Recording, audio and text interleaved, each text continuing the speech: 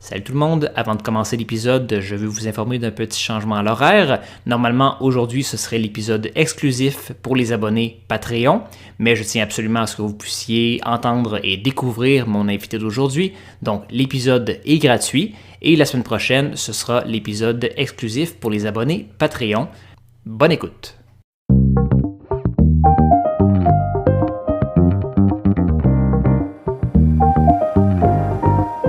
Parce qu'il n'y a pas de honte à être éveillé dans un monde qui dort au gaz. Nous sommes fiers d'être woke. Woke tant qu'il faudra avec Alexandre Dumas. Salut tout le monde, bienvenue à Woke tant qu'il faudra, votre revue Woke de l'actualité, édition du 14 février 2026.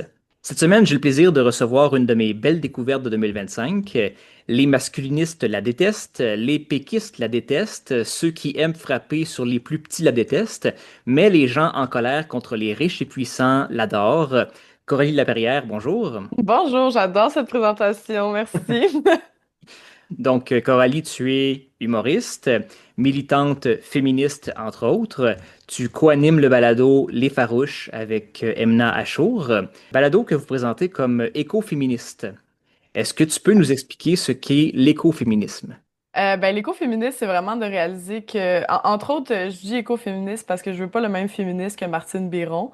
Fait que c'est comme pour me distancer des féministes blanches, girl boss féminisme, là, du féminisme qui est très dans le capitalisme, dans le fond, là. Fait que Mhm. l'écoféminisme, c'est vraiment de voir que l'exploitation des femmes puis l'exploitation de la planète, c'est un peu, c'est relié, c'est la même chose, puis c'est la même solution aux deux problèmes. Donc, tu sais, on parle beaucoup de pétropatriarcat aussi de plus en plus. Fait que l'écoféminisme, c'est une réponse à ce pétropatriarcat-là qui veut la destruction des femmes, des humains puis de la planète, dans le fond. Fait que, ouais, c'est pour ça, c'est pour ajouter un petit oomph de plus puis montrer qu'on va pas juste parler de rouge à lèvres, mais qu'on va parler beaucoup de genre comment crisser ce système-là à terre, là. Mhm. Puis justement, tu te décris aussi comme anarchiste. Ouais. Pour les gens qui veulent te suivre, ton pseudonyme sur Instagram, c'est Anarcoco, donc ça fait vraiment partie de ton identité. Ouais. Rapidement, ça consiste en quoi pour toi, l'anarchisme? Ah mon Dieu, l'anarchisme, c'est vraiment juste pas de hiérarchie, pas de système d'oppression. Fait que c'est de se battre constamment contre les oppressions. Pour moi, c'est genre le OG woke, là, c'était l'anarchisme, là. Puis ouais, c'est pas mal ça. Puis aussi beaucoup d'autonomie. Dans l'anarchisme, il y a beaucoup d'autogestion. Fait que je considère que les gens doivent aspirer à une autonomie, mais aussi une interdépendance dans la société et pas juste l'espèce de petit silo de personnes indépendantes qu'on a dans la société, mais qui sont aussi extrêmement dépendantes de l'État et Mhm. dépendantes du gouvernement et dépendantes des compagnies. Fait que de viser, dans le fond, de détruire la pyramide pour vraiment viser un cercle, quelque chose où tout le monde se parle, où vraiment tout le monde est égal, il n'y a pas de système, c'est ça, d'oppression. Mais pas juste des systèmes d'oppression aussi, là, ça peut être ne serait-ce que de remettre en question la démocratie, nos systèmes démocratiques. Est-ce que c'est vraiment démocratique quand il y a une majorité en chambre, Ouais. entre guillemets, et tout ça? Fait que oui, c'est comme, c'est vraiment de tout remettre en question, tout ça. Mais bon, l'anarchisme, je pense que c'est l'affaire que chaque anarchisme a sa définition aussi. Je pense que tout le monde est comme appelé par l'anarchisme pour différentes raisons. Mais moi, c'est vraiment là, crisser le système à terre, OK, bien oui. honnête. C'est cohérent. Oui. Donc, ben, merci de te joindre à nous pour commenter l'actualité de la Merci de semaine. Et l'invitation. justement, on va commencer. Donc, c'est parti. C'est arrivé cette semaine. Alors, Coralie, quelle nouvelle a fait la semaine selon toi? La nouvelle qui a fait la semaine, c'est vraiment difficile. Je t'en ai parlé avant qu'on fasse l'émission, c'est que moi, ces temps-ci, je remets beaucoup en question et regarder l'actualité. Je considère que c'est un peu comme regarder du sport ou une télé-réalité. On est beaucoup en train de commenter l'actualité sans nécessairement s'informer. Genre, pour moi, être au courant de l'actualité, des fois, c'est pas s'informer. Fait que ce Mhm. qui a fait la semaine, on dirait pas que je le sais pas, mais je suis comme un peu tout le temps en mode, ben, il me semble que c'est tout le temps là. Fait que, tu sais, je te dirais le PEQ, beaucoup. Ouais, ouais. Fait que l'abolition du PEC et Pam Bondi aux États-Unis, là, qui a la Attorney General, qui est en ce moment en train d'être, de vivre les... j'ai de la misère à les traduire quand on regarde juste les nouvelles en anglais, là, mais qui est en train, qui est au Congrès, là, pour ses hearings, dans le fond. Fait que, ouais, Ouais. on dirait que c'est ces deux grosses affaires-là, tout en me disant, mais mon Dieu, c'est-tu vraiment juste ça qui s'est passé?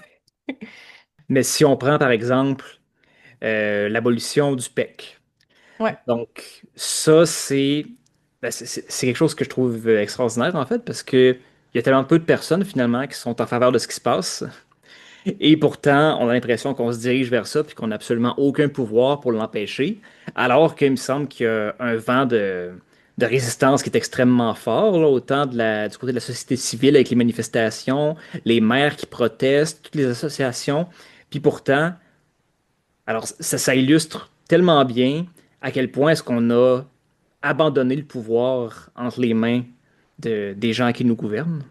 ouais, vraiment, là. Puis je pense que c'est juste un autre exemple. C'est un peu comme la Constitution aussi de Simon-Jolin Barrette, là, comme la CAQ agit, tu sais, genre, agit comme un régime autoritaire, là. Ils n'ont pas de légitimité démocratique, ni pour le PEC, ni pour la Constitution, ni aussi pour, tu sais, on en parle déjà plus, mais pour les lois qu'ils ont faites par rapport aux syndicats aussi, Oui. tu sais, puis aux lois aussi qui s'en viennent là, par rapport à interdire certains objets dans les manifestations et tout ça, là, comme on dirait que c'est ça, c'est un peu éclipsé là, des médias pour à quel point justement le PEC, on est comme, mon Dieu, on est tous pas d'accord avec ça. Puis avant, en plus, François Legault dirigeait un peu avec les sondages. Tu sais, Oui. on le voyait vraiment comme changer tout le temps son fusil d'épaule par rapport à ce que disaient les sondages. Et là, on voit qu'ils sont comme, OK, on donne tout pour le tout.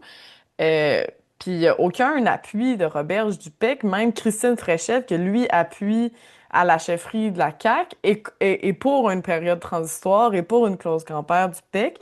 Fait que c'est assez, ouais, c'est assez fascinant tout ça. Puis moi, je souligne toujours le travail de Bruno Marchand, qui pour moi est le meilleur politicien au Québec Mhm. en ce moment de gauche, là. C'est de loin celui qui répond le mieux aux médias, celui qui fait vraiment, je trouve qu'il fait vraiment bien passer les progressistes en général, là, de comme il laisse pas passer de bullshit, puis il va dire les choses comme elles sont, là, genre t'as le PQ, t'as PSPP qui a dit, bon, il essaie de gonfler les chiffres constamment, là, ces temps-ci par rapport au PEC, là, comme quoi, mon Dieu, on va accueillir 300 000 personnes à permanentiser, alors qu'on sait que c'est genre peut-être 20 000 personnes, des gens qui sont déjà ici, des gens qui ont déjà un appart, etc. Puis Bruno Marchand, c'est ça, PSP, ben, le PQ avait dit, ah, mais ça va affecter les services. Oui. Puis Bruno Marchand a dit, effectivement, ça va affecter les services. Il va y avoir moins de services dans les RPA parce qu'il n'y aura plus de préposés aux bénéficiaires, tu sais. Puis ça, j'ai trouvé que c'était tellement la bonne approche pour dire ça de comme, OK, je vais t'en donner un, t'as raison, ça va affecter les services, mais pas ceux que tu penses, tu sais. Et moi, là-dessus, je souligne vraiment le bon travail de Bruno Marchand, qui a été le premier maire aussi à être contre. Dans le sens, pour Québec, c'est quand même impressionnant, là, tu sais, Oui. comme... Oui. Comme avec, puis en plus, comment Régis Labombe a changé aussi récemment, là, comme tout ce qu'on voit ces articles sur la presse, je suis comme, qu'est-ce qui se passe à Québec? Est-ce que il y a une wokisation de Québec qui se passe? Puis genre, I'm living for it vraiment. Mais ouais, c'est ça. Gros props à Bruno Marchand sur Ouais, le ben, ça coup. correspond avec Mathieu Bock-Côté puis son protégé, là, je me souviens plus, Brogard, qui disent Ah qu'ils oui. ils ne reconnaissent plus la vieille capitale là, avec l'administration Marchand, là, avec toutes ces pistes cyclables, puis ces immigrants, puis alors c'est vraiment là, on est en train de perdre la vieille capitale française. Que Et c'est dommage. oui, c'est ça. Je sais pas si Bruno Marchand a été classé dans la gauche radicale par PSPP. Ah mon Dieu, mais ça serait une question de temps, je pense. Je pense qu'il veut pas se l'accrocher. Je pense qu'il veut pas l'avoir contre lui parce que pour vrai, Bruno Marchand, comme il en swing des bonnes, là. Il est vraiment bon Oui. avec les médias. Fait que ouais. Moi, en ce moment, mon plus gros deuil, c'est le fait qu'il veut pas faire de la politique provinciale Mhm. ou même fédérale, là, tu sais. Je trouve que c'est plate de le voir, tu sais. Moi, j'étais à Montréal, je sais que toi, t'es à Trois-Rivières, comme c'est de le voir de loin puis d'être comme, ah, pourquoi il est pas là pour comme plus de monde, tu sais, comme c'est juste Québec qui l'a, puis Québec l'apprécie pas à sa juste valeur. J'ai l'impression d'être genre, je sais pas, une fille qui voit un gars être avec une blonde conne, pis faire comme mon Dieu, elle te mérite pas, genre comme Chris là, tu sais, on dirait que je me sens de même en ce moment par rapport à Bruno Marchand un peu là. Tu parlais aussi de ce qui se passe aux États-Unis. Ouais. Toi, est-ce que tu penses qu'on est immunisé à ce qui se passe présentement? Oh my God, non, on est tellement pas immunisés, là. Puis à quel point aussi les Epstein Files sont presque pas mentionnés au Québec, Les? là. Ah oui. Epstein Files, tu sais, ben c'est mentionné, là, mais c'est comme mentionné comme un problème d'ailleurs, tu sais. Je veux dire, Mhm. les journalistes d'ici, genre, on sait que, genre, je pense que Galen Weston a été comme mentionné, tu sais, comme, fait, on est juste comme, ah, c'est quelque chose qui se passe ailleurs, ça arrive pas Ouais. ici, alors qu'ici, on a eu Robert Miller, qui est comme un milliardaire qui faisait du trafic sexuel, comme on en a des situations comme ça, puis on s'intéresse presque pas à ces situations-là. Je trouve ça assez fascinant là, qu'on pense que soudainement, ah, les milliardaires des États-Unis, c'est des fous qui faisaient des parties et genre pédophiles. Mais ici, non, nos milliardaires ici sont corrects. Il n'y a pas de problème avec nos milliardaires du Canada, tu sais. Fait que non, hey, on est tellement pas immunisés. Puis surtout, je pense qu'on est la politique américaine vampirise notre politique en ce moment, Oui. là, comme juste la façon dont tout le monde parle, les fake news, comment tout le monde, ça. Si je veux dire, je pense que PSPP, t'en as parlé, je veux dire, Jonathan Duranfolco aussi en a parlé de la Trumpisation là, du PQ, puis vraiment Oui. comme de constamment dire des fake news, des faux chiffres, de gonfler les chiffres, d'accuser ses adversaires après ça, de dire ah, c'est pas vrai ce que t'as dit, moi c'est vrai, mais en même temps on sait que les autres c'est pas vrai. Je trouve que vraiment, non seulement on n'est pas immunisé, mais on est en ce moment presque on est à quelques pas, là. On est à un jet de pierre, là, quand même, là, Oui. de ce qui se passe aux États-Unis. Puis je trouve que le PEC aussi, je fais un lien avec le PEC. Je suis contente qu'il y ait une mobilisation au Québec parce que c'est quand même, c'est une pente glissante, là, de s'attaquer aux immigrants comme ça. Je veux dire, si, par exemple, il n'y avait pas eu d'appui de la population, disons, tu sais, canadienne, française, Ouais. québécoise, de descendance, euh, ça serait inquiétant pour l'avenir de l'immigration aussi au Québec. Puis je suis contente au moins que ici on défende par exemple le PEC parce que pour moi c'est un test en fait pour moi de Oui. la société civile. C'est vraiment genre est-ce qu'on va laisser des immigrants qui sont installés ici, qui parlent français, qui travaillent, qui payent des impôts, est-ce qu'on va vraiment les laisser ces gens-là être chassés puis considérer que tout ce qu'on entend du PQ, là, quand ils profitent, puis oh mon Dieu, il va y avoir plein de résidents permanents d'une shot. Puis de comme monter cette peur-là, c'est le fun de voir qu'il y a une résistance à ça, parce que ça veut dire que s'il n'y avait pas eu cette résistance-là, ben j'aurais franchement peur qu'un ICE arrive Oui. rapidement dans un mandat du PQ. Tu sais, peut-être que là, ça peut un peu les refroidir d'avoir cette position-là, parce qu'en fait, c'est les mêmes positions que Trump. Trump, au début, c'était Build the Wall. Oui. Lui, il voulait faire un mur avec Mexico, interdire l'immigration de certains pays musulmans, entre autres, empêcher la réunion des familles. Tu sais, ça, c'était tout dans son premier mandat. Puis là, en ce moment, c'est ça que le PQ propose, à peu près, sauf le mur, là, mais c'est à peu près la même genre d'affaire. Ah, il y a certains pays, s'ils sont pas francophones, on sait pas, les demandeurs d'asile, on va les réduire. C'est à peu près le même discours. Fait que c'est à se dire, ça va être quoi eux autres dans 4 ans?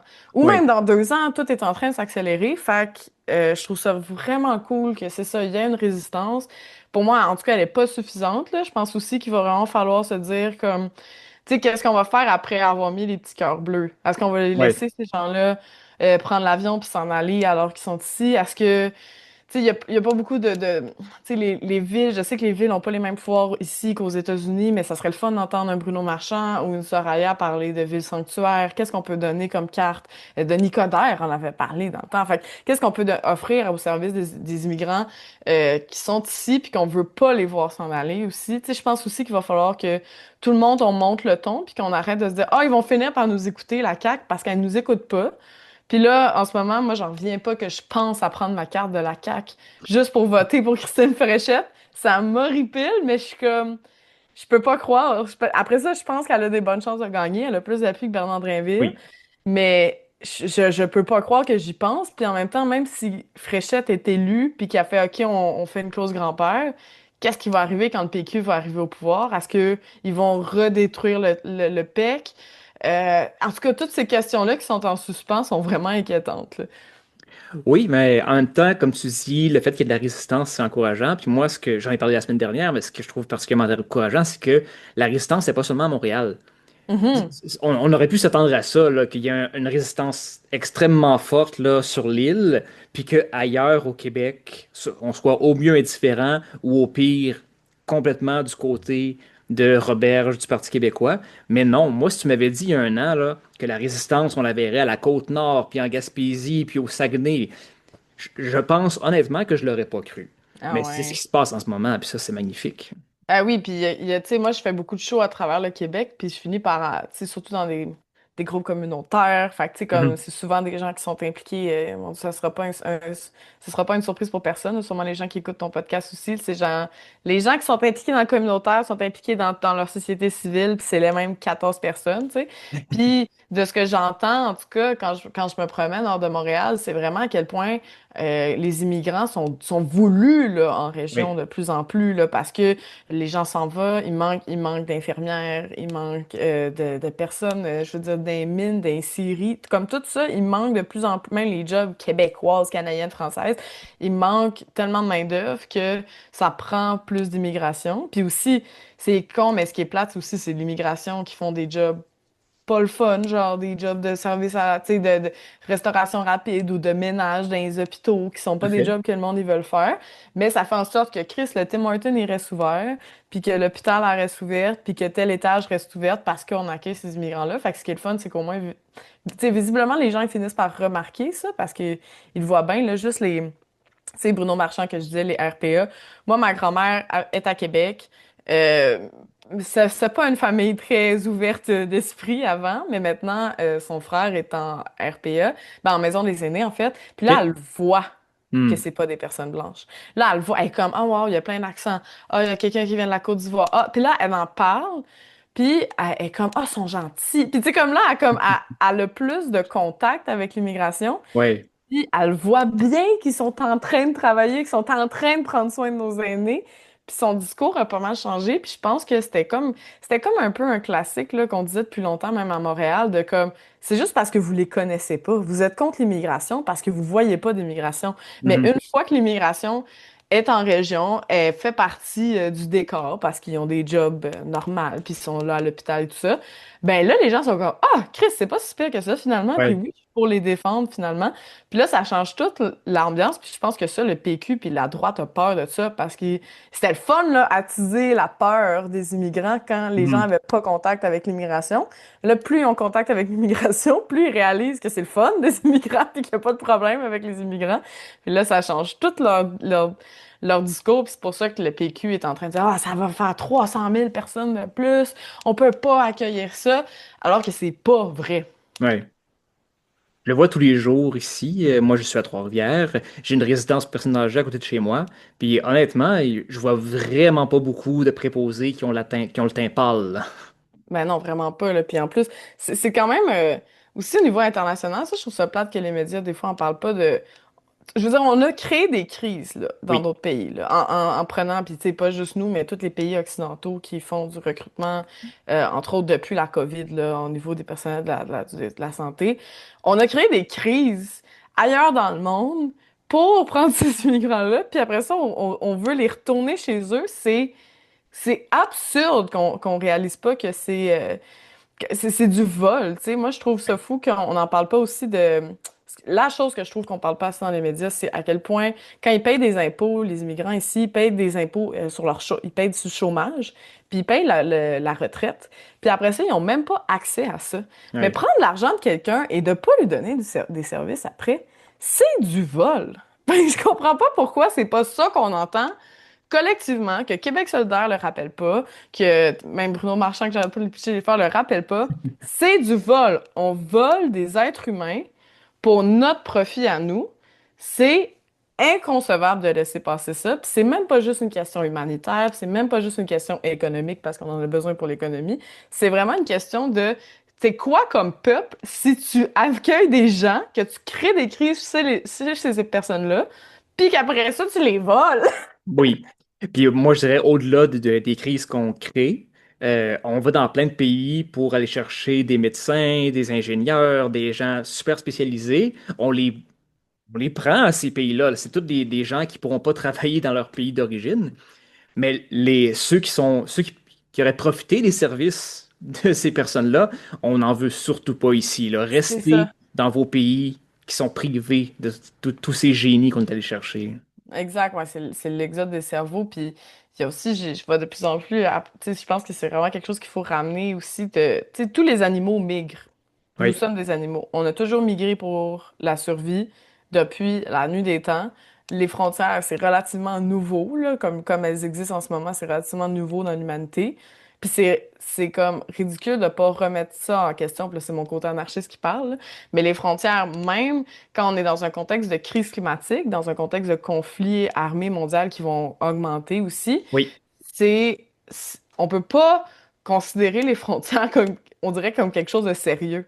Moi, quand j'entends le PQ parler, mon Dieu, du Québec, puis de comment protéger le Québec. Pour moi, c'est absurde. Puis tu sais, les Autochtones, j'ai oublié le nom, mais tu sais, les Autochtones, quand les premiers Blancs sont arrivés ici, puis qui faisaient juste les colons, puis qui faisaient juste tout détruire, ils appelaient, j'ai oublié le nom, mais un monstre qui mange des enfants, là, comme dans la culture autochtone, puis ils Le considéraient, Wendigo.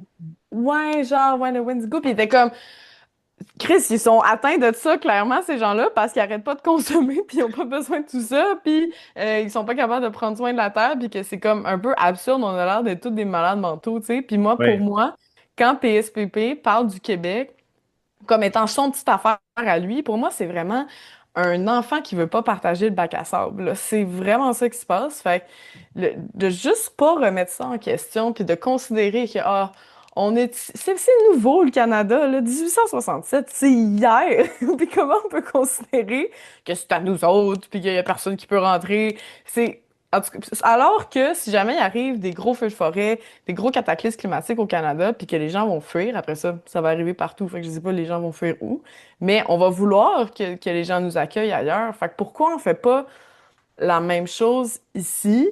Ça me dépasse. Non, l'empathie est toujours à travailler. Eh oui. De mon côté, j'aimerais parler de la défaite de l'extrême droite au Portugal.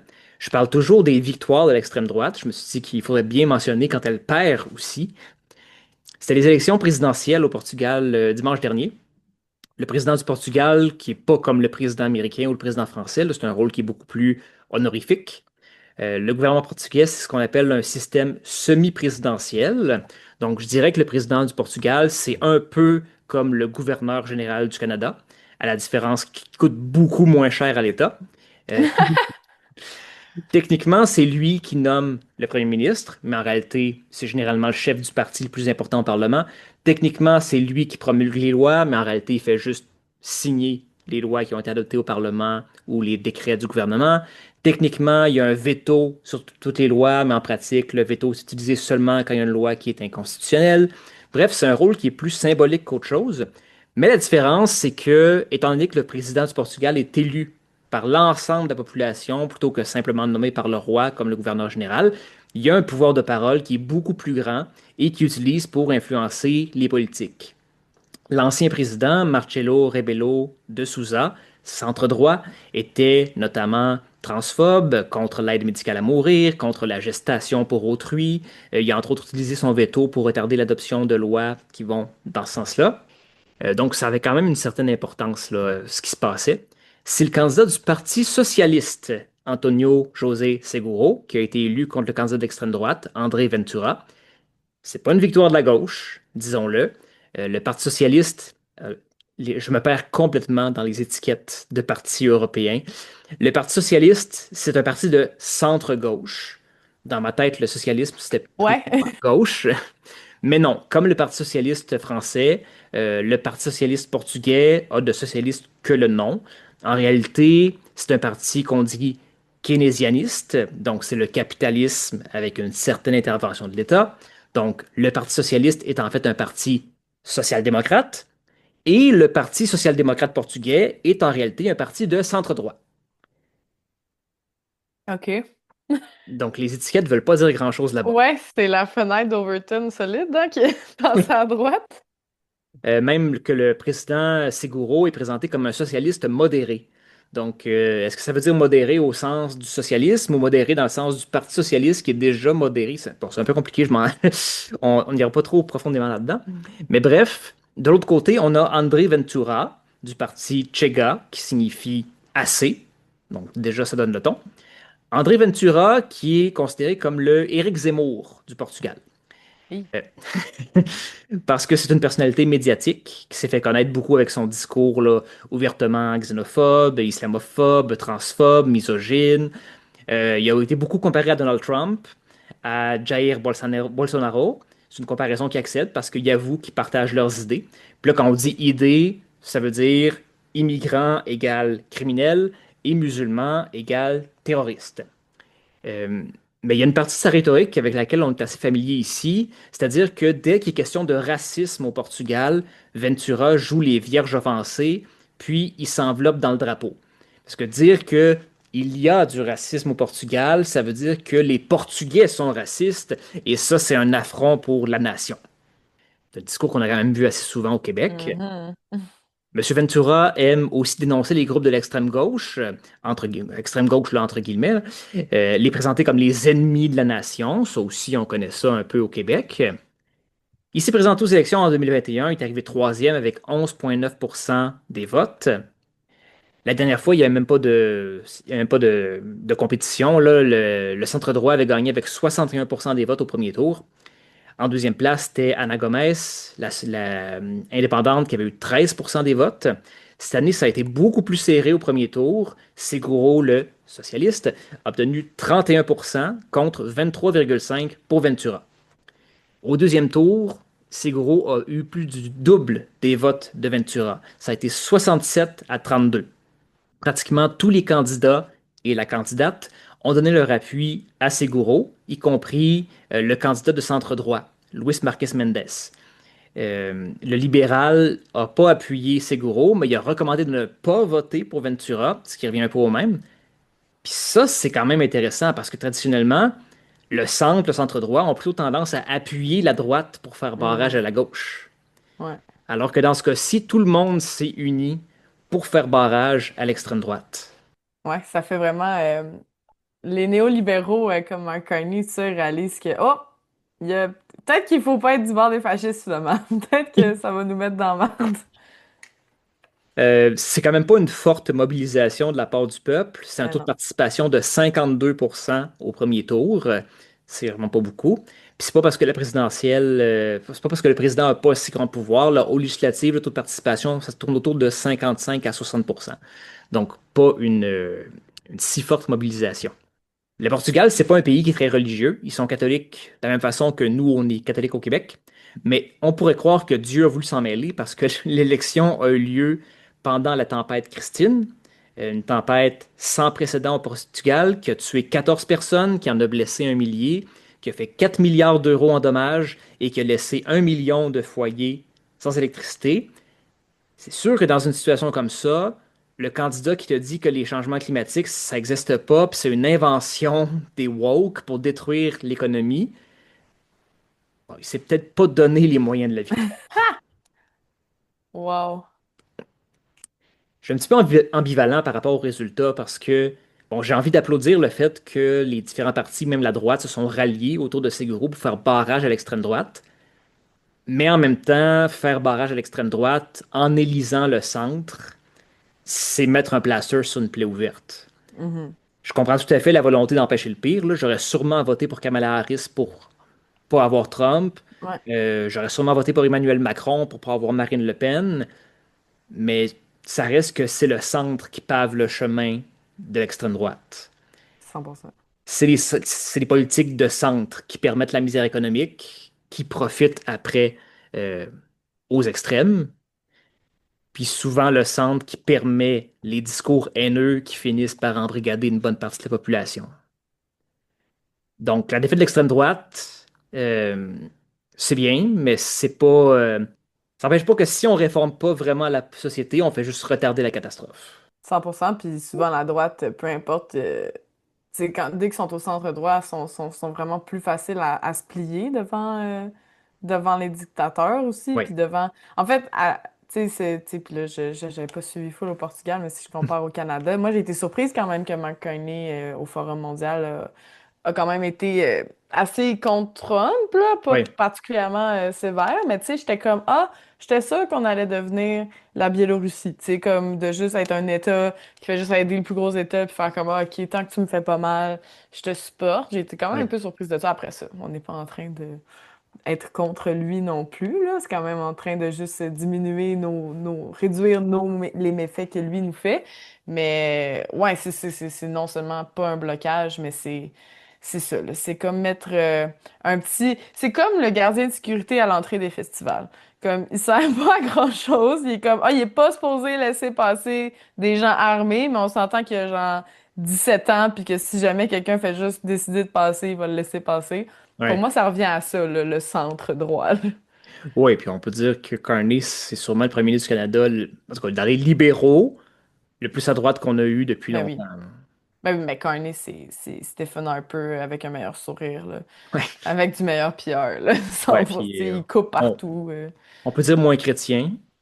Ouais, moins chrétien, mais tout aussi religieux du capitalisme, je Oui, ça, pense. oui. Je pense que c'est un intégriste capitaliste, Mark Carney. C'est une très bonne description, oui. Puis vraiment, Ouais, tout est décidé selon le dieu dollar. ouais, exact. La main invisible du marché. La main invisible du marché, c'est quand même un peu Dieu, là, pour ces gens-là. Là, c'est un peu le même principe de comme, ça existe pas, mais on y croit. OK. Ces nouvelles dont on ne parle pas assez. L'épisode d'aujourd'hui, on l'enregistre le 12 février. Au moment où on se parle, il n'y a pas eu de septième féminicide cette semaine. Donc, première semaine de l'année où je ne parle pas de féminicide dans ce segment. J'espère que ça va toujours être à jour au moment de la diffusion. Coralie, à ton avis, de quelles nouvelles est-ce qu'on n'a pas assez parlé cette semaine? Ah mon Dieu, je sais pas si c'est une nouvelle, mais je pense que c'est juste en général, ce qui me fâche semaine après semaine, c'est le fait qu'on éclipse la crise climatique de plus en plus des médias. Je pense qu'il y a 2 semaines, l'ONU a déclaré qu'on était en déficit d'eau potable, d'eau douce, là, en fait, dans le Ouais. monde. Puis ça a comme fait un reportage dans Radio-Can, puis c'est à peu près fini. Tu sais, comme on va encore parler euh, de tout ce qui se passe, on dirait, sans jamais faire de lien. Tu sais, puis j'écoutais hier un peu le Pénélope là, en voiture, pas longtemps, Bien. en reprise, en fait, à Radio-Canada. Puis là, elle parlait avec des docteurs qui prenaient soin des personnes dans la rue, tu sais, des personnes en situation d'itinérance. Puis là, ils parlaient tous de comment ça, il y en a plus, puis qu'est-ce qu'on voit de plus. Puis à chaque fois, c'était comme cogner sur le clou de comme, ah, mais c'est la santé mentale. S'ils sont là, c'est la santé mentale. S'ils sont là, c'est à cause de la santé mentale. Ouais. Alors que même les médecins étaient comme, ben, c'est à cause des loyers qui sont trop chers. C'est à cause qu'ils n'ont plus de services. C'est à cause qu'à partir de 60, tu sais, c'est à cause de la DPJ qui fait qu'il y a plein d'enfants dans la rue. Tu sais, comme, puis à chaque fois, eux, ils essaient de le ramener, mais je trouve que en tout cas, plus ça va, plus j'ai de la misère à consommer les nouvelles, on dirait normales, entre guillemets, parce que ces liens-là se font peu. Tu sais, comme moi, quand je m'informe, je vais vraiment comme deep dive sur un sujet, puis vraiment m'informer, puis essayer de faire les liens par moi-même, parce que j'ai l'impression, quand on regarde les médias, il n'y a plus de lien. Fait qu'on dirait que c'est dur de dire on n'a pas assez parlé de telle nouvelle. Pour moi, c'est le climat qu'on parle jamais assez, pour à quel point moi, je le répéterai à chaque fois que, tu sais, en plus, des fois, là, t'es entends à Radio Can, whatever, ils sont comme, ah, on a un chroniqueur qui a demandé à ChatGPT qu'est-ce que Denis Coderre mange pour dîner. Tu sais, je sais pas, il y a tout le temps une affaire vraiment inutile. Puis moi, je suis comme, ah ouais, combien de litres d'eau a été dépensé par votre chroniqueur pour cette espèce de segment inutile dont personne n'a besoin? Tu sais, on dirait que ça, je trouve qu'on n'est pas encore en train de le rappeler suffisamment.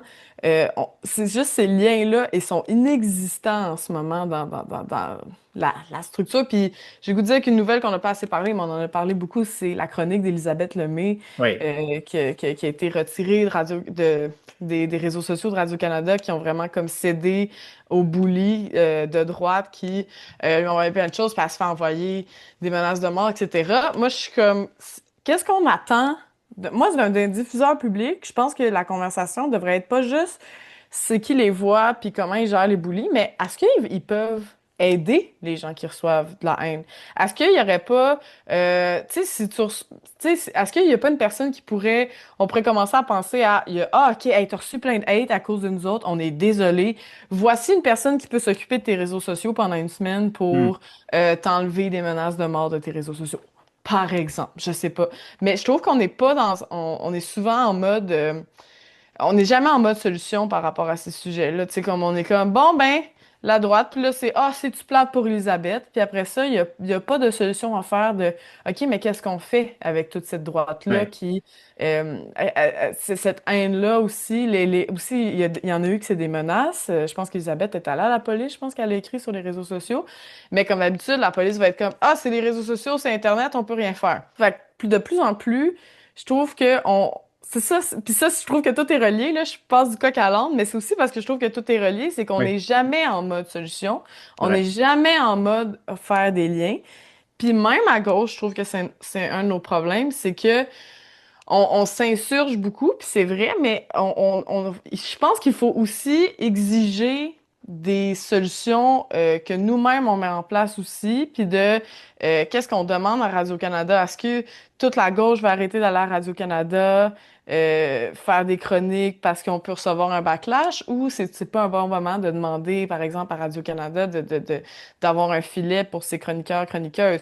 Ou est-ce qu'on boycotte toute la gang, puis on est comme, hey, si on n'y va pas pendant 3 semaines, puis qu'on les laisse s'arranger avec leur merde, puis que tous les, les commentateurs arrêtent d'y aller, ça ferait-tu une bonne affaire? En tout cas, je trouve qu'il manque cette espèce de lien-là qu'on fait, puis on est très individuel même dans nos enjeux, Ouais. alors que ce qui est arrivé à Elisabeth, ça va arriver à d'autres personnes, puis c'est arrivé à Catherine Etier aussi, mais Catherine va peut-être pas le mettre autant upfront aussi. Il y a la différence que Elisabeth a été courageuse de le faire, mais aussi, je pense que, puis on va se dire aussi, là, si les gens, les auditeuristes le savent pas, Radio-Can paye genre 250 pièces pour une chronique, c'est pas assez pour te faire envoyer des menaces de mort, là. Tu sais, ça prendrait il y a pas assez d'argent pour des menaces de mort, remarque, mais au moins, si tu pouvais t'engager quelqu'un pour les filtrer, ça aiderait. Fait que, tu sais, il y a des gens pour qui c'est leur gagne-pain, fait qu'ils vont peut-être pas dénoncer Radio-Canada comme ça, mais qui reçoivent autant de menaces de mort qu'elle. Fait que, c'est ça. Qu'est-ce qu'on fait après ça? Puis pas juste, des excuses de Radio-Canada, puis c'est que ça va réarriver, puis moi, je pense qu'on attend constamment que ça réarrive. Puis je fais un dernier lien bizarre avec mon milieu aussi, de milieu de l'humour. De plus en plus, on réentend des post-MeToo, on réentend des noms qui commencent à arriver. On a des gens qui commencent à parler qui veulent peut-être redénoncer certaines personnes. Et ça, pour moi, c'est juste la preuve. Tu sais, moi, mon milieu, pendant les 9 dernières années, quand même, MeToo, ça va faire 9 ans, on dit, ah, mais c'est correct, il y a eu MeToo. Ah, c'est Ouais. correct, on n'a plus besoin de rien faire. Il y a eu MeToo, c'est débarrassé, on a arrêté. Mais il n'y a rien qui a été mis en place pour prévenir ces actions-là. Puis j'ai l'impression qu'à toutes les fois, il faut se réinsurger. Puis on est en train de se rebrûler à chaque fois au lieu de voir à long terme. Puis ça devient vraiment, ça tue la mobilisation, je pense, de s'insurger constamment. Puis j'ai de la misère avec ça. Puis les gens ont raison de s'insurger, mais on dirait que moi, je suis fatiguée de ça. Je suis fatiguée de l'actualité qui est vraiment comme c'est ça, pour moi, c'est vraiment de la télé-réalité, là. C'est vraiment, créer des petites chicanes, créer des petites alliances qui vont se défaire, qui vont se refaire, puis whoop, une autre petite chicane, puis là, whoop, il y a un petit défi. Tu sais, comme pour moi, c'est vraiment écouter Big Brother, l'actualité, puis ça m'intéresse pas. Puis je trouve ça plate qu'on soit comme pogné là-dedans, puis qu'on peut pas se dépogner parce qu'on est comme, c'est un mouvement de masse aussi, fait que c'est difficile de se retirer de ça.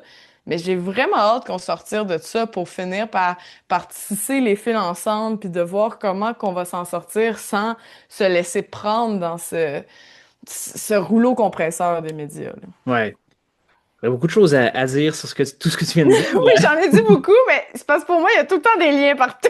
Oui, mais par rapport à, je veux surtout parler de MeToo. Tu sais, c'est vrai ce que tu as dit que on n'a pas tant on n'a pas tellement mis en place de solutions, c'est un fait. Puis non seulement ça, mais j'ai l'impression que dans le discours public, en ce moment, le ton, c'est même euh, à quel point est-ce qu'on est allé trop loin. Mhm. Je pense que tu l'as vécu un petit peu là, avec le documentaire de Marie-France Bazot, là. Ouais. Tu sais, j'ai l'impression que c'est beaucoup ça qui ressortait là. Est-ce que MeToo est pas allé trop loin? Qu'est-ce qu'il y a à retenir, mais qu'est-ce qu'il faut condamner aussi d'une certaine façon? Puis de l'autre côté, ben, tu sais, on a des masculinistes qui sont de plus en plus présents, pas seulement sur Internet, mais même dans les médias mainstream, là. Ça va vraiment pas dans la bonne direction, mais parce que ça fait du spectacle, on les tolère d'une certaine façon. Mhm. Et pendant ce temps-là, tu sais, on s'inquiète de on s'inquiète de l'islamisme, on s'inquiète des prières dans la rue, mais les jeunes qui se font embrigader par les masculinistes, puis ça c'est documenté, là, c'est mesuré, on le sait que ça existe, mais ça en contrepartie, on s'en inquiète vraiment très très peu. Ouais, ouais, et puis on parle d'imposition du vouvoiement encore. Ben, tu sais, c'était cette année là, du secondaire au secondaire par la CAQ, puis t'es comme pendant ce temps-là, sont où les cours d'autodéfense sur les réseaux sociaux? Où sont où? Il n'y a plus de cellulaire en classe, mais est-ce qu'on va finir par réglementer ce qui se passe sur les réseaux sociaux aussi, ou exiger des redditions de comptes Ouais. de Facebook, etc. Euh, c'est ça, je trouve vraiment que. Puis on dirait que j'ai goût de montrer que la droite, la droite m'inspire pour cette. Ça va faire du sens ce que je dis. La droite m'inspire dans. Eux, là, ils voient tellement à long terme ce que nous, on a de la misère à voir, je pense. Mhm. Comme les masculinistes, là, je veux dire, la première fois qu'une femme a une carte de crédit, leur but, c'était de lui enlever. Genre, la première fois, le premier avortement légal, leur but, c'était de le rendre illégal. Comme, puis ils ont jamais lâché le bout. Puis maintenant, ils dirigent le narratif. Ouais. Puis c'est comme ça qu'on dirait que j'aimerais qu'on fasse parce que la droite, là, ils s'empêtent pas dans les fleurs du tapis. Ils ont vraiment leur objectif, puis ils vont continuer. Puis pendant MeToo, on les entendait, les masculins aussi, puis on trouvait que... Puis à MeToo, on était comme, ah, ils ont l'air épais, mais ils ont réussi. Tu sais, Ouais. fait, ils outrepassent le sentiment d'avoir l'air épais, mais nous, on dirait qu'on n'ose pas. Ou tu sais, il y a MeToo aussi, ou la COVID, là, pendant un bout, la droite était comme mise de côté, les masculins étaient mis de côté, puis les antivax étaient mis de côté pendant la COVID. Mais ils ont tellement pas lâché le bout qu'ils sont revenus dans les médias, qu'ils sont revenus avec un micro, ils ont réussi à retourner ça, puis nous, pendant ce temps-là, on est comme, ah ben je vais pas dire ça, sinon je vais peut-être perdre mon contrat à Radio-Canada, ou je vais peut-être perdre cette occasion-là.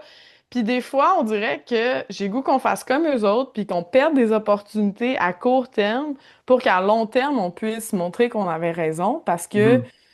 c'est exactement ça que la droite fait, puis c'est exactement ce qu'on fait pas. Puis en tout cas, je trouve aussi que ça fait écho le truc d'Elisabeth Lemay avec Rachel Gilmore l'année Oui. passée pendant les élections. Je pense qu'elle avait à Global News ou à CTV un Puis, segment. Ouais, à CTV, un extrait, un segment où elle a parlé des fake news, puis elle a tellement reçu de haine de la droite puis des bullies qu'ils ont décidé d'arrêter son segment puis de l'annuler. Puis pour moi, c'est la même chose qui se répète encore. Puis je me demande, ça va en prendre combien pour que soit on arrête d'y aller dans ces médias-là, parce que tu sais, on a les podcasts maintenant, on a des alternatives. Est-ce que pour 200 pièces on va vraiment continuer là-dedans? Soit on arrête d'y aller, ou on fait quelque chose, mais on attend constamment que ça se répète. Puis, tu sais, j'y pense beaucoup souvent à tout ça à toutes celles qu'on a perdues aussi, toutes les femmes qu'on a perdues depuis, mon Dieu, j'ai goût de dire les 10 dernières années, mais tu sais, je pense à une Manal Drissi qui a été oui. vraiment écœurée, que là, on recommence à voir, mais qui a été écœurée de tout ça. Je pense à une Vanessa Destinée qui, pour l'instant, ne vit pas ça, mais j'y souhaite vraiment d'être bien entourée parce que j'aurais peur de la perdre aussi, puis j'ai peur de Mhm. perdre chaque figure de gauche, chaque figure féministe à la télé maintenant, parce que je suis comme... Je sais qu'elle n'a pas d'appui de ses boss. Je sais qu'elle n'a pas d'appui assez du public. Puis je sais que la droite, inévitablement, va lui finir par lui rentrer dedans. Puis c'est de voir, ah, ça va être quoi leur tolérance au risque. Ouais. Puis que constamment, tous les autres médias font comme si c'était pas grave. C'était ça la game, hein? Faut comme tu l'acceptes. Puis si tu veux être une personnalité publique, faut que tu réussisses à ramasser la merde une fois de temps en temps, tu sais. Fait que j'ai vraiment hâte qu'on sorte de ça. Je pense que les médias sont tellement en mode survie que ça Mhm. les empêche d'être en mode réflexion puis de chercher vraiment une solution globale puis à long terme. Parce que la question, c'est toujours, est-ce qu'on va réussir à garder notre service l'an prochain? Ouais. Mais moi, je pense qu'on est vraiment dû pour parler de plus en plus de boycott médiatique, là, tu sais, quand je pense aussi, je fais un autre lien, à une autre nouvelle qu'on n'en parle pas, je pense que c'est la semaine passée, là, mais ça vient d'arriver, là, Washington Post qui ont mis 300 journalistes dehors, Oui. dont des journalistes du Moyen-Orient, alors que t'es comme, ah, ça veut dire qu'il y a peut-être une guerre qui s'en vient si soudainement Jeff Bezos veut pas que des gens du Moyen-Orient puissent tu sais, comme commenter l'actualité de ce qui se passe là-bas. Puis je trouve puis on est vraiment rendu dans cette discussion-là, puis c'est plate parce qu'on sonne un peu conspi, là, quand on était comme, ah, les merdias, puis ils nous Ouais. disent pas la vérité. Mais c'est quand même avec nos dollars qui sont capables de comme survivre. Puis on dirait surtout un média comme Radio-Canada, que je pense que honnêtement, c'est pas mal juste la gauche ou le centre-gauche qui écoute Radio-Canada. Là. Il y a pas tant de monde de foule de droite qui écoute Radio-Can ou peut-être, là, mais tu sais, je pense sérieusement qu'il faut se mobiliser contre ces médias-là parce qu'il y en a peu au Québec, ils ont besoin de nous. Fait ils ont besoin de notre cash, puis on a besoin de leur dire que ça suffit. Tu sais, moi, par exemple, j'ai enlevé de mon téléphone la presse l'année passée quand Ok. Gilbert Rozon Ouais, ouais, ouais. ils ont publié une lettre de Gilbert Rozon. Pour moi, c'était inacceptable. Puis oui, je vais regarder la presse quand je fais des recherches sur un sujet puis que j'ai envie d'avoir des informations puis qu'il y a des... Mais j'ai pas envie qu'ils puissent avoir mes données d'application. Tu sais, puis ça, je le recommande à n'importe qui, là. Si vous n'êtes pas accro aux nouvelles, de vraiment enlever les applications de votre téléphone parce que c'est comme ça qu'eux, ils ont des données de combien il y a de personnes qui ont téléchargé l'application puis qui peuvent le vendre après ça à des publicitaires. Je trouve que collectivement, la gauche devrait commencer à dire, nous, on arrête d'avoir vos applis, on arrête de consommer, on met des ad blockers partout pour que vous puissiez pas vendre de la pub, pour que vous puissiez pas faire des choses comme ça. Parce que les médias, tu sais, on disait que le centre droit pave la voie à l'extrême droite, mais Oui, ces temps-ci, je trouve que c'est surtout les médias qui pavent la droite, qui pavent pour l'extrême droite. Le nombre de fois qu'ils mettent un micro d'en face à PSPP, c'est c'est insultant pour quelqu'un qui a 7 députés à l'Assemblée nationale. c'est vrai. C'est pas quelqu'un qui devrait avoir de la véritable importance. Puis eux, ils sont en train de créer le prochain premier ministre. Ils sont en train de créer son narratif. Ils lui donnent carrément les clés de l'Assemblée nationale, je trouve comme ça. Puis je trouve que c'est ça qui est c'est notre plus gros ennemi en ce moment au Québec. C'est oui la politique, le fascisme, mais c'est les médias, puis les médias traditionnels. Puis ça, je trouve qu'il y a une complicité de la gauche parce qu'on aime s'informer, puis c'est normal, puis on n'est juste pas des caves. Fait puis on sait qu'il y a plein de journalistes qui sont pas des caves, mais que c'est en haut que ça se passe. Puis c'est vraiment cette cible-là, je pense, qui devrait être de plus en plus visée et non seulement juste qu'est-ce qu'on fait dans le communautaire, tu sais. Oui. De mon côté, j'aimerais parler du passage des représentants des Premières Nations à l'Assemblée nationale, plus précisément de l'incident du bâton sacré. Donc, les représentants des Premières Nations sont venus témoigner en commission parlementaire concernant le projet de loi 1, la fameuse constitution de Simon-Jolin Barrette. Le chef de Manawan, Sipi Flamand, a essayé de faire son entrée au Parlement avec le Eagle Staff, donc un objet sacré pour sa nation. Mais la sécurité ne l'a pas laissé entrer parce que c'est un objet contondant. Pour parler un langage que les nationalistes peuvent comprendre, c'est comme si on refusait à la délégation québécoise aux Jeux olympiques de porter le drapeau du Québec. Manon Massé et Yann Lafrenière, le ministre des Relations avec les Premières Nations, les Inuits, sont intervenus. L'équipe de sécurité a laissé entrer M. Flamand avec le bâton, mais arrivé au Salon Rouge, M. Flamand s'est encore fait bloquer l'entrée.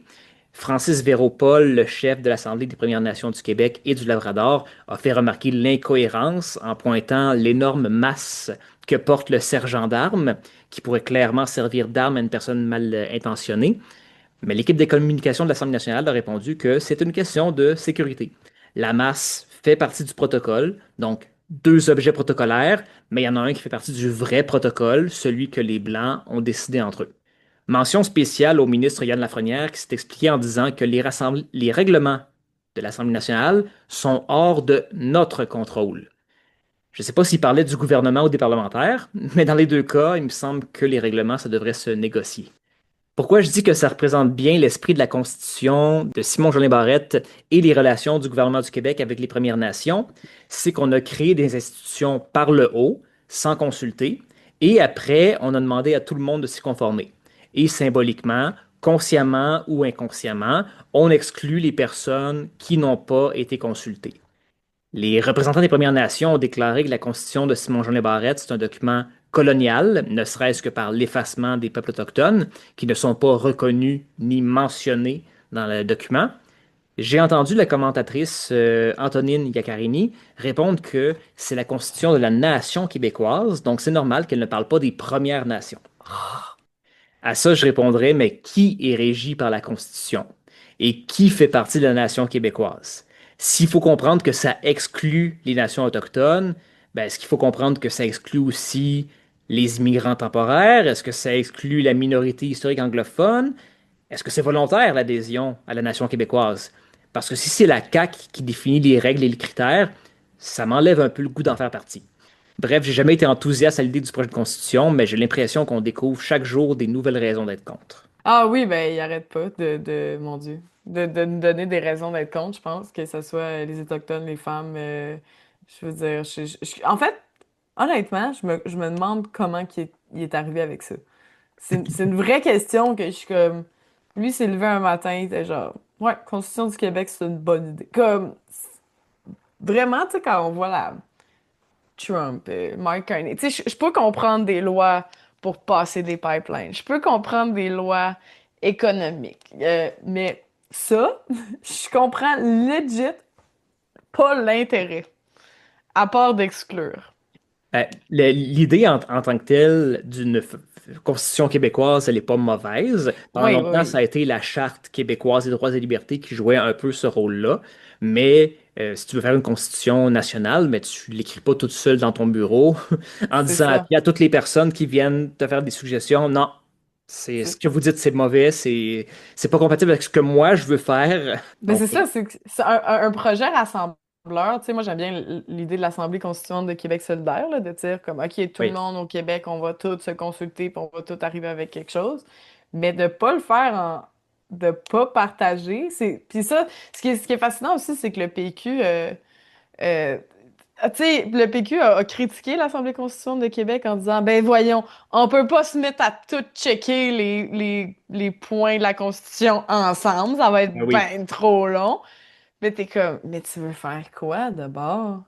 Tu veux, pourquoi tu veux faire un pays ou une constitution si tu veux pas le faire avec tes concitoyens? C'est vraiment, tu sais, je sais là qu'ils le font pour eux-mêmes pis tout ça au final, mais c'est, ouais, ça me dépasse. On se donne le droit de réplique. Alors, Coralie, à qui aimerais-tu répliquer cette semaine? Oh mon Dieu, toutes les mascus. Je disais d'Elisabeth Lemay, là, j'aimerais ça répliquer à toutes les mascus. Puis à toutes les femmes des mascus, j'ai envie de dire, de dire, genre, pourquoi on leur donne autant d'attention? Pourquoi il n'y a pas. Ouais, j'aimerais ça répliquer à vraiment, c'est comme cette grosse affaire-là de Godzilla qui est la manosphère, puis les masculinistes, puis euh, ouais, j'aurais envie vraiment de les réveiller, de leur faire une bonne douche d'eau froide, là, puis de vous dire comme, vous voulez vraiment que les femmes aient moins de droits, vous voulez vraiment nous fermer la gueule, vous voulez vraiment comme, ouais, c'est comme ça, on dirait la grosse affaire, puis euh, PSPP en général. Là, je pense qu'à chaque semaine, si tu m'invitais une autre fois, ça serait toujours PSPP qui dit des menteries sur l'immigration. J'aimerais ça En fait, j'aimerais ça tellement lui demander, là, voir devant moi PSPP, puis dire qu'est-ce que tu vas faire avec le taux de natalité aussi faible s'il n'y a pas d'immigration? Oui. Parce que tu sais, moi, j'ai mon éveil politique a été souverainiste. Quand j'étais jeune, c'était vraiment comme ça qui m'a rendu informée. Puis après ça, plus j'ai été dans le mouvement souverainiste, plus j'ai réalisé que c'est une gang de racistes. Puis je suis partie, tu sais. C'est vraiment ça qui est arrivé. Puis j'ai réalisé que, oh mon Dieu, tu sais, c'était pas vraiment ma gang, ces gens-là. Et je me dis vraiment, tu sais, puis là, quand on parle de, ah, s'il y a un référendum, est-ce que je vais voter oui, puis je vais... Puis c'est dur, je trouve, quand tu as été souverainiste fort, tu sais, c'est comme quelque chose qui est toujours en dedans de toi. C'est Oui. difficile de se dire, je vais voter non. Mais en même temps, je suis une femme. Puis honnêtement, quand je vois PSPP ne pas adresser la faible taux de natalité, le déclin démographique au Québec qu'on va avoir inévitablement, ça va être un gros problème de société. Puis si il accepte pas des migrants, qu'est-ce qu'il va faire? Est-ce qu'il Oui. va nous empêcher d'avoir la pilule, d'avorter? C'est quoi les prochaines étapes? C'est sûr que lui, il va se dire, ben gros, droit, égalité homme-femme, quand ça y tente aussi. D'ailleurs, il n'a pas dit grand-chose sur les féminicides, PSPP. Fait que moi, j'ai vraiment envie là, de l'avoir dans ma face. Fait que qu'est-ce que tu vas faire des droits des femmes? Parce que je voterai jamais oui à un pays qui va peut-être me retirer le droit de faire ce que je veux avec mon corps. C'est sûr que je vais pas faire ça. Puis ça m'inquiète de plus en plus. Plus ils tapent sur l'immigration, plus j'espère que les gens savent que le prochain clou sur lequel il va taper, c'est les femmes. C'est inévitable, c'est tout le temps ça qui arrive. Oui, mais les militants l'ont dit, ce qu'ils allaient faire pour les femmes. Ils vont assurer la non-mixité des vestiaires. Ben ouais. Qu'est-ce que tu veux de plus, honnêtement? Ah mon Dieu, on est protégés. Ça y est, je vote PQ finalement. Et concernant le taux de natalité, à la défense de PSPP, il a adressé la question du taux de natalité. Il a dit que si le taux Ouais. de natalité est bas, c'est parce qu'il y a trop d'immigrants. Donc, si on baisse l'immigration, ben, le taux, le taux de natalité, forcément, va augmenter. Problème réglé. Oui, oui, c'est ça. Moi, je me dis tout le temps ça. Quand je sais pas si je vais avoir des enfants, c'est pas la crise climatique, c'est pas l'invasion américaine, c'est pas les conflits armés, c'est les immigrants. C'est tout le temps ça. C'est ça qui fait que que tu restes sa pilule, tu sais. Voilà. C'est absurde. De mon côté, je veux encore répliquer au ministre Jean-François Roberge, mais aussi à son équivalent péquiste, Pascal Paradis. C'est fou comme le discours péquiste et le discours caquiste sont de plus en plus difficiles à distinguer un de l'autre. Dans ce cas-ci, c'est leur réaction à l'intervention du barreau. Donc, cette semaine, c'était la fin des consultations concernant le projet de loi 9 sur le renforcement de la laïcité, entre guillemets. Encore une fois, le gouvernement de la CAQ prévoit utiliser la clause dérogatoire de façon préventive, puisqu'ils sont bien conscients que leur loi s'attaque aux libertés individuelles garanties par la Charte canadienne. Le barreau propose l'adoption d'une loi cadre pour que des conditions doivent être remplies avant que le gouvernement puisse décider d'utiliser la clause dérogatoire. Alors, les caquisto-péquistes peuvent bien répéter ad nauseam que la clause dérogatoire, c'est une mesure d'émancipation pour le peuple québécois parce que le Québec n'a jamais signé la Constitution canadienne imposée par les méchants anglophones. Dans le réel, ce que ça signifie, la clause dérogatoire, c'est que des citoyens se retrouvent privés des moyens de défendre leurs droits contre le gouvernement. Je vous fais écouter un extrait de la réponse de Jean-François Roberge. Vous nous proposez d'arriver avec une loi cadre où là, ça ne serait plus les juges qui menotteraient l'État québécois, c'est lui-même qui ferait ça. Hey, on se vote-tu un carcan, tout le monde ensemble? Pourquoi les parlementaires québécois renonceraient à un droit démocratique, juridique, reconnu, ou l'amoindriraient, ou diminueraient leur possibilité d'utiliser un droit qu'ils ont en se dotant d'une loi cadre? Je pense que c'est à peu près la même réponse que le roi de France a fait à l'Assemblée nationale en 1789. Pourquoi est-ce que j'accepterais de limiter mes pouvoirs? Ensuite, on a Pascal Paradis en point de presse, la même journée. On parle aussi beaucoup du dialogue entre le judiciaire et le législatif. Donc, le législatif, il faut le rappeler, c'est des députés qui sont l'expression de la démocratie, c'est-à-dire que nous sommes élus par la volonté du peuple québécois. Et quand on parle de dialogue et qu'on dit que ça doit nécessairement toujours se terminer par des juges nommés par le gouvernement fédéral qui ont le dernier mot, ça aussi, on pense que ça peut signifier un recul pour la démocratie. Donc, ce dialogue ne peut pas toujours se terminer par les juges qui ont le dernier mot. Alors, proposition, donc, qui nous laisse perplexes. Avez-vous compris? La démocratie, ce n'est pas le gouvernement des juges, c'est la dictature des parlementaires. On leur dira jamais assez, mais la démocratie, ça se résume pas à élire nos gouvernants. Ça, c'est pas une démocratie, c'est du despotisme électif. La démocratie, ça implique forcément que les citoyens, citoyennes puissent défendre leurs droits contre le gouvernement. 100%. Puis je trouve que ça fait écho à projet de loi récemment là, de l'Alberta là, qui fait que les jeunes pourront plus avoir de confidentialité de leur dossier médical à cause, justement, ça vise les jeunes trans. Là. Puis Oui. aussi, ils utilisent la clause dérogatoire. Puis je fais écho à quand Infoman il est allé voir Danielle Smith, qui, elle, était genre... Oh, on est tellement inspiré par le Québec puis de leur façon de diriger qu'on s'inspire de ça. Fait que tu fais, ah, OK, fait que tu t'inspires de la non-démocratie du Québec, puis des clauses dérogatoires, puis d'attaquer les droits humains comme le Québec. Puis elle dit ça comme avec le sourire, puis là, ha Oui. ha ha, puis là, ah, PSPP, puis après ça, qui s'en va la voir. Puis comme, c'est franchement inquiétant, puis je pense que la clause dérogatoire, on- juste comme on en parle dans les médias, là, c'est comme si, ah, justement, c'est un pouvoir comme Oui. un autre. Ils ont ce pouvoir-là, ils vont l'utiliser. Puis on devrait lui donner un autre nom. Je sais pas si c'est la gauche, on devrait l'appeler la clause, tu sais, comme la clause contre les droits humains, là.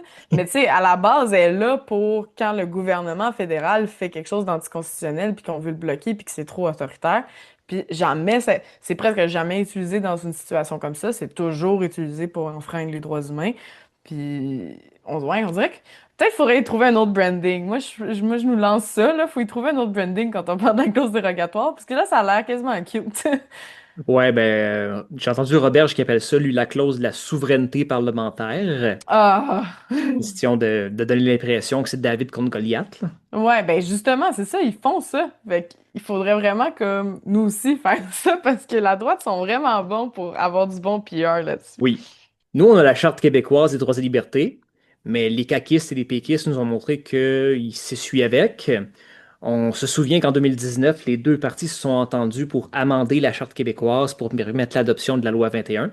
C'était la première fois de l'histoire de la Charte qu'elle était amendée à majorité simple. Elle a été adoptée en 75 à l'unanimité. Elle a toujours été amendée à l'unanimité. Et il faut le rappeler, elle a toujours été amendée pour ajouter des droits et jamais pour en limiter ou en retirer. Donc 2019, c'était une nouveauté sur plusieurs plans. Alors oui, malgré ce que prétend Pascal Paradis, la proposition qu'il défend, c'est vraiment une attaque contre l'État de droit. C'est pas le provincial contre le fédéral, c'est le gouvernement contre les citoyens. 100%. Le rayon de soleil de la semaine. Donc Coralie, quelle est la bonne nouvelle ou simplement la déclaration qui te fait plaisir cette semaine? C'était pas une bonne nouvelle, mais de plus en plus, je suis des activistes écologistes, là. Yep. Puis je pense qu'en 2025, on a doublé ou triplé, là, faudrait que je regarde. Mais en tout cas, l'augmentation d'argent dans les énergies renouvelables a jamais Mhm. été aussi élevée, alors que puis même au Canada, je trouve que les nouvelles climatiques sont vraiment déprimantes. Je pense que ça vaut la peine de regarder comme le big picture, puis on voit que en Chine, il y a des centrales de charbon qui ferment, il y a de plus en plus de solaire qui est en train d'arriver. Et les investissements climatiques sont un des plus gros investissements, à part le AI, évidemment, là, mais Ouais. dans le reste du monde, il y a beaucoup, beaucoup, beaucoup d'argent qui est de plus en plus qui est en train d'aller vers le climat. Puis plus je lis là-dessus, plus je trouve que c'est quand même des bonnes nouvelles parce que ça veut dire que malgré ce qu'on pense que Trump est, puis que ça donne pour notre avenir climatique, ben même l'économie mondiale s'en va pas vers ça. Puis, ouais, fait qu'on dirait que de plus en plus de voir ça, parce que là, on est en février, fait qu'on commence à voir les chiffres de Mhm. 2025, là, les chiffres officiels. Et les chiffres officiels sont vraiment encourageants sur les investissements climatiques qui sont plus élevés que jamais. Oui, ça c'est incroyable quand même parce que on a toujours pensé que ce serait les gouvernements qui obligeraient l'économie à s'orienter plus pour être plus compatible avec le climat, avec l'environnement. Puis plus le temps passe, plus c'est le contraire. Plus c'est le Mhm. privé qui est en train de forcer les gouvernements à aller de ce côté-là. Parce Ouais, qu'on se rend compte justement que c'est pas viable. Et les, 100%. les compagnies d'assurance qui refusent de plus en plus d'assurer les maisons qui sont sur le bord de l'eau parce que c'est juste pas rentable. Les usines, les entreprises qui se rendent compte que euh, tout va brûler. Mhm. Donc, on ne peut pas continuer au rythme où on va présentement. Alors, on se retrouve avec des situations complètement absurdes où tu as des gouvernements qui disent: Ah, mais on ne peut pas réglementer parce que l'économie, et l'économie qui leur dit: Oui, mais vous ne pouvez pas ne pas réglementer non plus parce que l'économie, elle ne fonctionnera pas.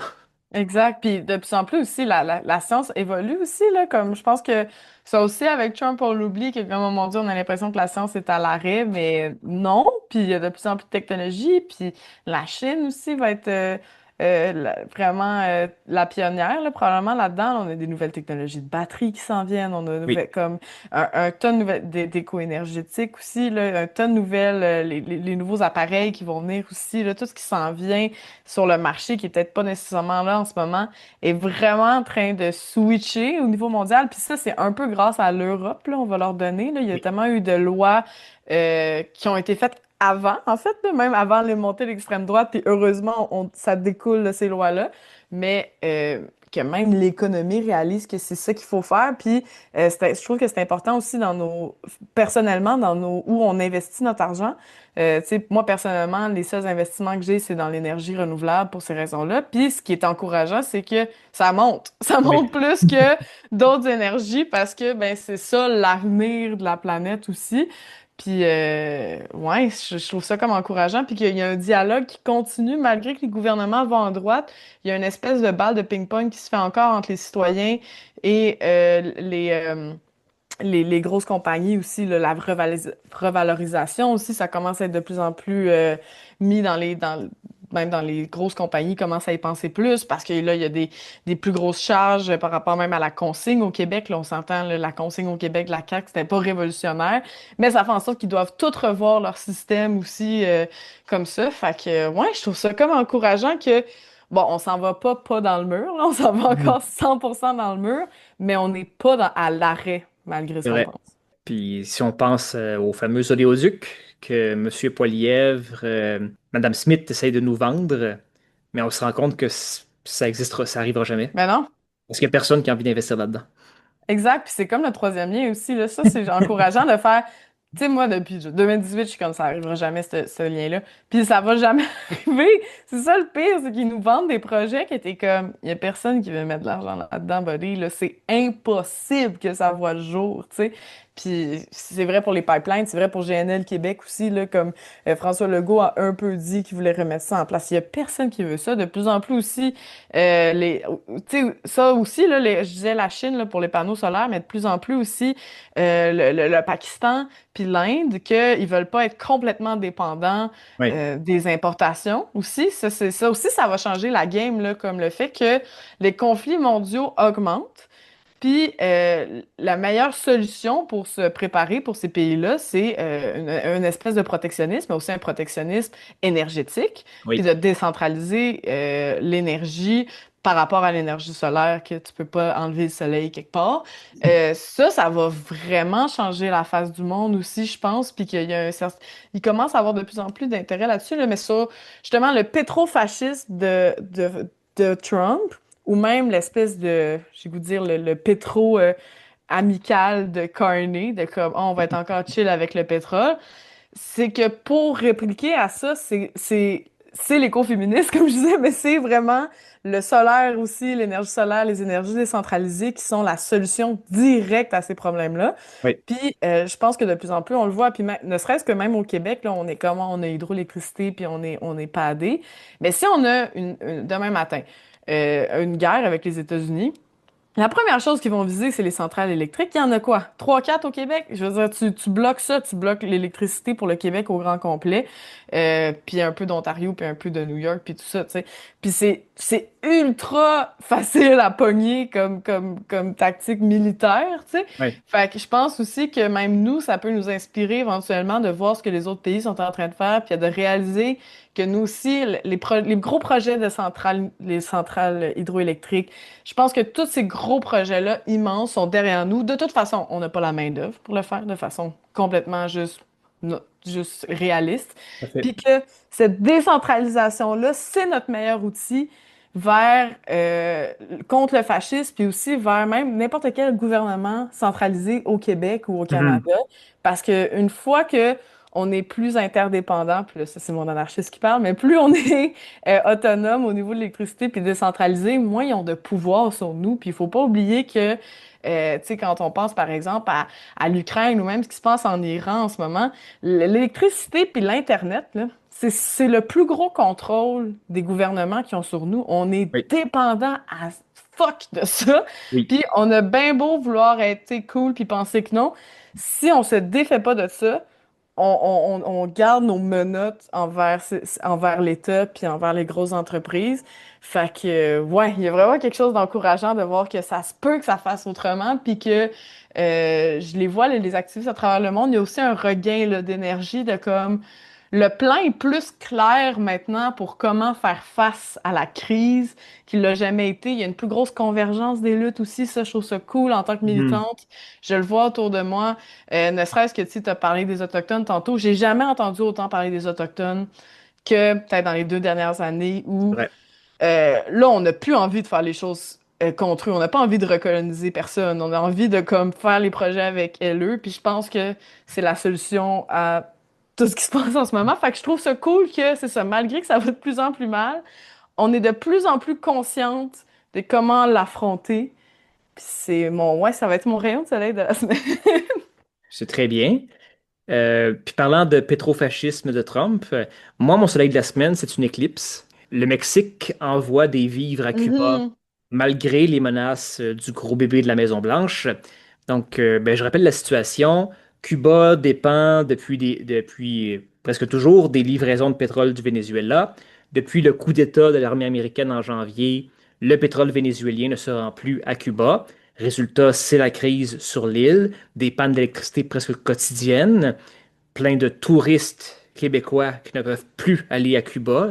J'ai l'impression que c'est ça la crise, parce que les médias nous parlent Ouais. que de ça. Le Mexique est un autre grand fournisseur de Cuba, mais le 29 janvier dernier, Donald Trump a annoncé des sanctions économiques pour tous les pays qui vendraient du pétrole à Cuba. Claudia Sheinbaum, je ne sais pas trop comment prononcer son nom, Ouais, c'est ça. la présidente du Mexique, joue un numéro d'équilibriste assez impressionnant. D'un côté, elle a plié devant les menaces du chef fasciste de Washington. Il n'y a plus de pétrole mexicain qui est envoyé à Cuba. Mais d'un autre côté, elle défie quand même Donald Trump en disant en fait ce qui devrait être une vérité universelle, là, c'est on ne punit pas un peuple parce qu'on n'aime pas son gouvernement. Donc, dimanche, la marine mexicaine a envoyé 2 navires transportant 800 tonnes d'aide humanitaire à Cuba, des haricots, du riz, du lait en poudre, des produits d'hygiène personnelle. Le gouvernement mexicain a promis qu'un autre 1500 tonnes allaient bientôt être envoyées. Donc, on défie Donald Trump, mais pas tant que ça non plus. Qu'est-ce qui va arriver si demain Trump décide que le Mexique n'envoie plus d'aide humanitaire à Cuba? Ici, j'admire l'optimisme de Mark Entwistle, l'ancien ambassadeur du Canada à Cuba, qui nous dit que sûrement même l'administration Trump n'oserait pas bloquer l'aide humanitaire à des enfants qui ont faim. Moi, je regarde ce qui se passe en Palestine, puis je me dis, ah, c'est encore drôle. Ouais. C'est pour ça que je dis que c'est une éclipse. Mais je dois le dire, j'apprécie quand même le fait que euh, bon, les États-Unis veulent affamer tout un pays, puis qu'il y a au moins le Mexique qui, par solidarité, décide de résister. Vraiment, puis on dirait que j'ai envie de faire un lien. En plus, c'était dimanche, il y a eu le Super Bowl.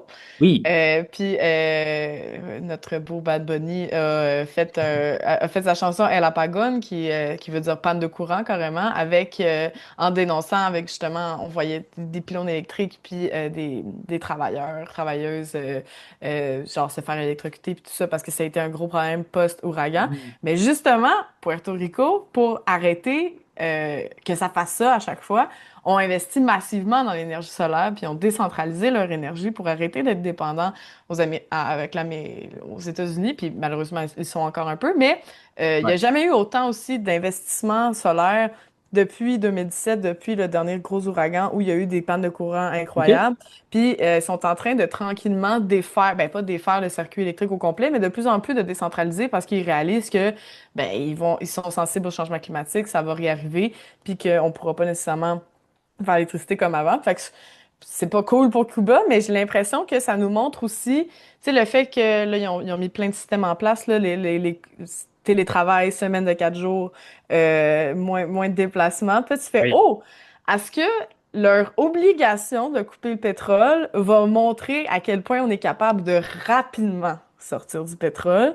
Puis ça, je pense que Trump, il capote un peu, je pense justement, non seulement pour l'aide humanitaire, mais si on a des exemples comme ça, tu sais, j'ai hâte de voir ce que la Chine va faire, justement, parce que la Chine est comme en train de toujours reprendre ces temps-ci ce que les États-Unis échappent, là, ne serait-ce qu'en Afrique, où ils sont en train de redonner les vaccins, etc. Oui. Fait que j'ai hâte de voir, est-ce que la Chine va comme pop-up et faire genre, hey, on va vous donner 1 milliard contre je sais pas quoi, là. C'est quand même des deals de diable, là, qu'ils sont en train de faire, c'est signer un pacte avec le diable des fois, là. Ben, un Mais peu comme l'Union soviétique a fait avec Cuba à l'époque. exact, tu sais. Les Fait que États-Unis j'ai ont hâte. décidé, on coupe les liens, puis les Russes arrivent, hey, salut! C'est ça, exact. Fait que j'ai hâte de voir si c'est ça que ça va arriver parce que si ces pays-là sont capables de rapidement se retourner, Oui, ça va donner un exemple au monde entier sur comment diminuer rapidement notre dépendance au pétrole. Ça c'est intéressant. c'est vrai. Oui, ça donne un peu d'espoir. Ouais, bon, ça va être triste quand même, mais je pense Ouais, qu'il ouais. faut le voir au niveau macro. Au niveau macro, c'est intéressant. Oui. Alors voilà, c'est tout pour cette semaine. Merci Coralie de t'être prêtée à l'exercice. On peut te suivre sur Instagram, Anar Barantsou Coco, Oui, ou, partout, ou, toutes les plateformes aussi. OK, ou t'écouter dans le balado Les Farouches. C'est sur Patreon, Ouais. un épisode par semaine ou 2 semaines. On a un épisode par semaine maintenant, on fait des épisodes en studio, fait qu'un OK. épisode par semaine sur toutes les plateformes. Sinon, on est aussi directement sur le site de Pivot. Nous sommes produits par Pivot maintenant, Farouche, parce qu'on aime la convergence des médias de gauche qui n'ont pas peur du mot génocide en Palestine. Donc oui, puis on a un Patreon aussi si on veut nous encourager. Si les gens aussi veulent m'encourager sur Ko-fi, j'ai un Ko-fi, c'est ko-fi.com/anarcoco. J'offre des ateliers aussi sur la résistance, sur comment faire de la politique puis des réseaux sociaux. Bref, j'essaie non seulement je fais des jokes, mais j'essaie de former les militants, militantes de demain. Donc, si les gens, ça les intéresse, il y a tout ça sur mon site, mes réseaux sociaux, mon Linktree, etc. Ben, je vais mettre tes liens dans les commentaires de la vidéo. Merci! Alors, moi, je vous dis à la semaine prochaine et je vous promets de rester woke tant qu'il faudra. Woke tant qu'il faudra. Recherche et animation, Alexandre Dumas. Photographie, Marie Photo. Conception visuelle, Kathleen Bélanger. Musique originale, Francis Larouche. Avec la voix de Valérie Deschamps.